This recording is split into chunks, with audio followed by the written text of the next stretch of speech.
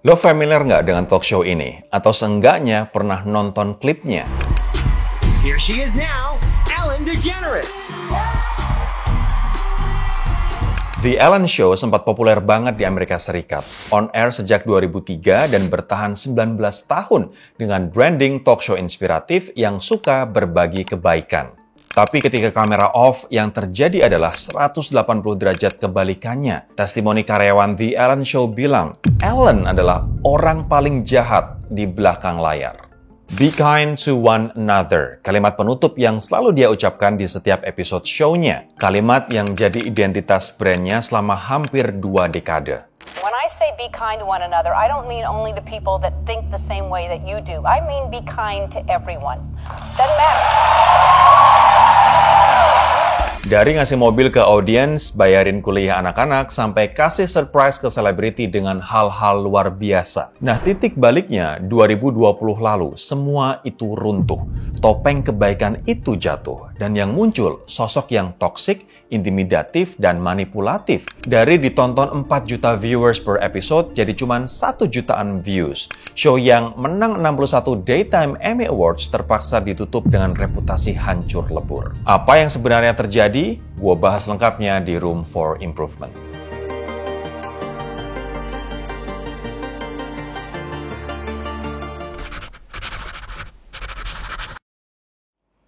Sebelum ngomongin kejatuhannya, kita perlu tahu dulu gimana dia bisa sampai di puncak. Ellen DeGeneres mulai karir sebagai stand-up comedian di era 80-an. Komedinya bersih, relate dengan banyak orang, observatif, ngomongin hal-hal sehari-hari dengan cara yang bikin orang ketawa. Ini gaya komedi yang smart tanpa vulgar, guys. Nah, 1986, dia tampil The Tonight Show with Johnny Carson, acara talk show paling bergengsi saat itu. Johnny Carson, legend yang jarang ngasih komplimen, langsung manggil Ellen ke sofanya setelah Ellen tampil. Ini big deal banget. Dia komedian perempuan pertama yang dapat kehormatan itu. 1994, Ellen dapat sitkom sendiri, Ellen. Dulu judulnya These Friends of Mine. Sitkom sukses, ratingnya tinggi, dan Ellen jadi brand yang dikenal luas. Tahun 1997, Ellen bikin keputusan yang mengubah hidup selamanya. Dia bikin pengakuan sebagai seorang lesbian. Susan, I'm gay. Di episode yang dijuluki The Puppy Episode, karakter Ellen di sitkomnya adalah seorang lesbian. Dan di kehidupan nyata, Ellen DeGeneres juga ngumumin ke publik di Oprah dan juga majalah Time tentang orientasi seksualnya. Dan ini 1997, guys. Pernikahan sesama jenis masih ilegal di seluruh Amerika Serikat. Diskursus tentang hak-hak LGBTQ+ masih tabu banget. Dan Ellen di puncak karir nekat ngelakuin ini. Reaksi publik campur aduk. Banyak yang support, tapi banyak juga yang boykot. Sponsor kabur, rating turun. Setahun kemudian, sitkomnya dibatalkan. Ellen di blacklist dari Hollywood. Bertahun-tahun dia struggle cari kerjaan, karir komedinya mandek. Tapi Ellen nggak nyerah. Tahun 2003, dia comeback dengan The Ellen Show, talk show siang hari yang awalnya dianggap remeh. Dan disinilah awal kejayaan Ellen di program televisi dimulai.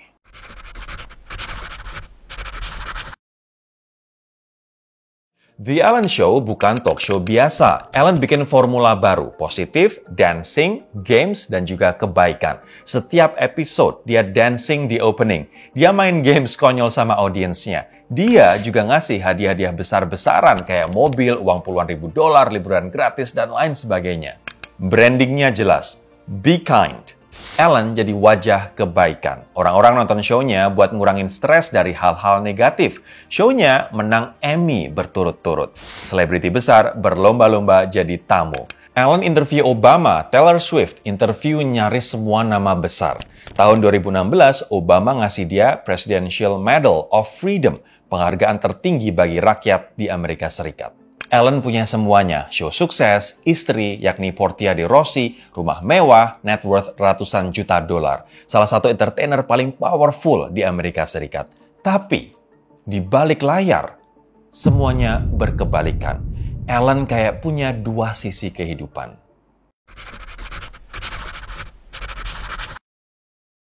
Bertahun-tahun ada rumor di Hollywood, Ellen is mean. Ellen itu jahat. Tapi karena branding be kind yang kuat, orang-orang nggak percaya atau nggak berani speak up. Tahun 2019-2020, rumor itu mulai keluar ke permukaan. Thread Twitter viral dari mantan pegawai dan kru televisinya. Cerita-cerita tentang gimana Ellen memperlakukan orang di balik layar, kayak karyawan dilarang ngomong atau eye contact sama Ellen, dipecat tiba-tiba tanpa alasan jelas, kemudian lingkungan kerja yang toksik, Ellen yang dingin, suka memandang rendah orang lain, dan intimidatif. Ini awalnya masih rumor guys, tapi kemudian selebriti mulai speak up. Komedian Nikki the Jagger cerita pengalaman nggak menyenangkan saat jadi tamu di show Ellen. Dakota Johnson juga secara publik nyindir Ellen di episode mereka. Viral karena awkward banget. When was your birthday? It was October 4th. October 4th. You turned 30. I did. And how was the party? I wasn't invited. Actually, no, that's not the truth, Ellen. You were invited. Well, who 'Cause I doesn't want to be invited to a party? Well, I didn't even know you liked me. Of course I like you. You knew I liked you. You've been on the show many times, and don't I show like? You do. Yeah. But I did invite you and you didn't come. So, This time you invited me? yeah. Are you sure? Yeah. How do you know? I don't think so. Ask everybody. Why didn't I go? I don't know. Stand-up komedian lain juga mulai ikut cerita. Bahkan sampai waiters di restoran cerita, Ellen pernah kasar ke pelayan restoran itu. Patternnya jelas, Ellen yang di TV versus Ellen yang di dunia nyata itu dua orang berbeda.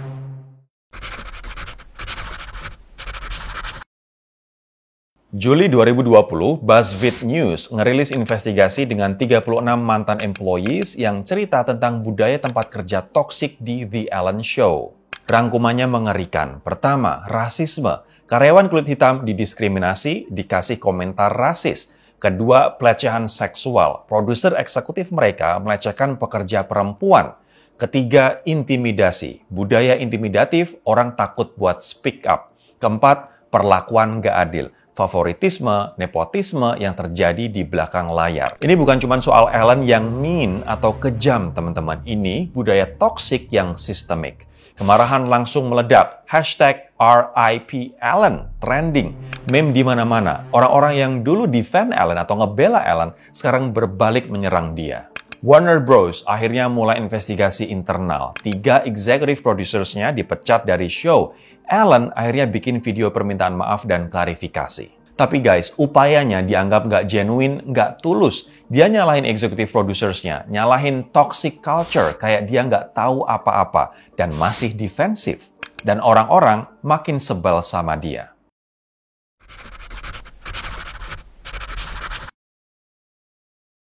Setelah rentetan skandal, rating The Ellen Show anjlok drastis. Season 17 atau sebelum skandal, rata-rata 2,6 juta viewers. Season 18 atau setelah skandal, turun jadi 1,5 juta viewers. Season 19, nggak sampai 1 juta viewers. Sponsors mulai mundur, selebriti pelan-pelan stop promosiin kehadiran mereka di Ellen Show. Dan Mei 2021, Ellen ngumumin show-nya akan berakhir setelah season 19. Officially, dia sih bilang show-nya udah nggak menantang lagi katanya guys. Tapi semua orang tahu, ini karena reputasinya udah hancur. September 2022, episode terakhir tayang. Tapi bukan dapetin selebrasi dari penonton, melainkan celaan bertubi-tubi. Publik ngerasa dibohongi selama ini.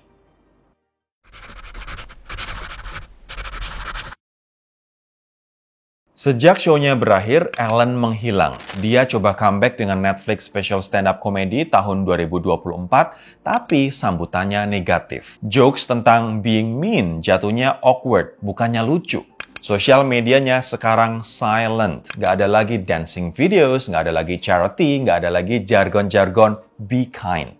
Ellen kehilangan semua harta kerajaan talk show-nya yang dia bangun dengan susah payah.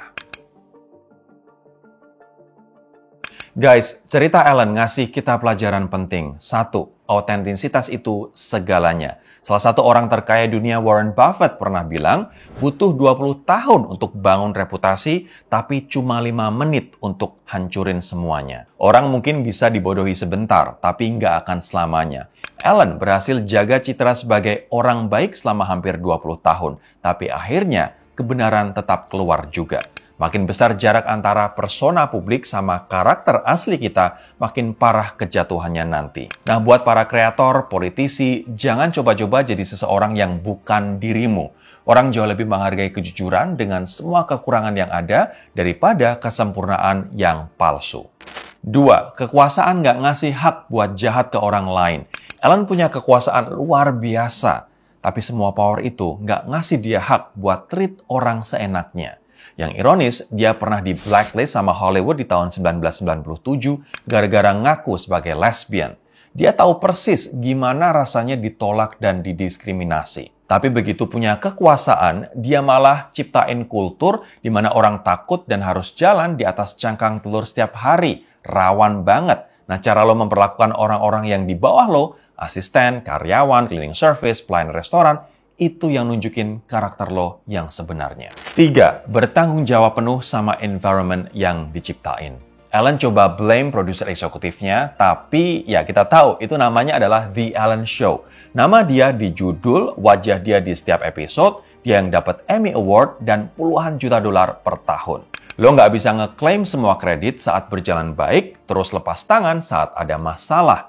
Nah, sebagai pemimpin, kita bertanggung jawab penuh sama kultur yang terbentuk. Kalau ada perilaku toksik dan dia bilang nggak tahu, ya itu artinya dia nggak cukup peduli untuk tahu. Reputasi akan dibangun dari testimoni orang-orang yang bekerja dengan dia, bukan dari iklan mahal atau strategi PR yang canggih. 4, internet nggak pernah lupa dan kebenaran pasti keluar. 20 tahun Ellen mempertahankan citra America's Sweetheart, tapi butuh cuma satu artikel, guys. Satu artikel investigasi dari BuzzFeed untuk ngehancurin semuanya dalam waktu singkat. Kebenaran selalu punya cara untuk keluar, especially di era digital. Lo nggak bisa kontrol narasi selamanya atau membungkam setiap orang. Dan saat kebenaran keluar, efek dominonya sangat cepat. Karena orang-orang yang diam bertahun-tahun tiba-tiba berani angkat suara. Ini sebabnya integritas itu penting. Bukan karena lo takut ketahuan, tapi karena kalau fondasi yang lo bangun didasarkan pada kebohongan, itu cuma soal waktu sampai semuanya runtuh.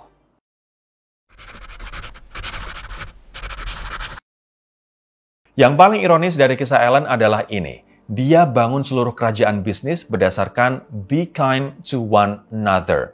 Tapi dia sendiri nggak praktekin apa yang dia ucapkan berulang kali. Ellen memperjuangkan hak dan penerimaan untuk komunitas LGBTQ+. Cukup berani untuk orang coming out saat Amerika Serikat masih sangat diskriminatif waktu itu. Tapi di saat bersamaan, dia menciptakan lingkungan kerja yang penuh diskriminasi buat karyawannya sendiri. Ellen punya platform untuk berbuat kebaikan yang nyata, tapi dia pilih menggunakannya sebagai topeng buat nyembunyiin kepribadian aslinya. Dan sekarang warisannya bukan sebagai pelopor atau ikon, tapi sosok yang munafik. Ini pengingat buat kita semua teman-teman, terutama para kreator konten, politisi, dan figur publik. Brand yang harus lo bangun harus mencerminkan siapa lo sebenarnya. Karena pada akhirnya, topeng itu akan terlepas, dan saat itu terjadi, kejatuhannya akan sangat dramatis. Kebaikan itu bukan strategi marketing atau PR move. Itu cara hidup. Kalau lo suka cerita kayak gini, klik like, subscribe, dan komen apa menurut lo pelajaran terbesar dari jatuhnya Ellen DeGeneres. I'll see you in the next video. Bye-bye.